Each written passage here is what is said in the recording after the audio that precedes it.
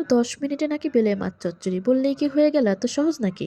হ্যাঁ, মাত্র 10 মিনিটেই রান্না করা যায়, যদি আপনার রান্নার প্রসেসিংগুলো খুব সহজভাবে হয় এবং কাটা বাছার কোনো ঝামেলাই না থাকে। আসসালামু আলাইকুম, সবাই কেমন আছেন? আমি চলে আসলাম নতুন একটি রেসিপি নিয়ে। আর বেলে মাছগুলো আমি গতকালকেই কেটে রেখেছিলাম, তাই আমার রান্নাটা খুব সহজ হয়ে গিয়েছে। সবসময় একঘেয়েমো রান্না খেতে ভালো লাগে না, তাই আমি আজকে বেলে মাছগুলো হাতে মেখে চচ্চড়ি করেছিলাম। আমার রান্না দেখেই বোঝা যায় আমি তেল এবং মশলাটা একটু কম ব্যবহার করে থাকি। আসলে রান্নায় তেল এবং মশলাটা সবারই একটু পরিমাণে কম ব্যবহার করা উচিত, আমি মনে করে থাকি, এবং স্বাস্থ্যবিদরাও এই কথাটাই বলে। মশলা বা তেল কম দিলে যে রান্নার স্বাদ কোনো রকম নষ্ট হয়ে যায় তা কিন্তু নয়। আমি কোনো প্রকার পানি ব্যবহার করিনি। মাছ এবং টমেটো থেকে যে পানিটা বের হবে সম্পূর্ণ রান্নাটা এই পানির মাধ্যমেই হবে। বেলে মাছ কিন্তু বেশি নাড়াচাড়া করা যায় না, তাহলেই ভেঙে যায়। আমি একবারই নাড়াচাড়া করেছি।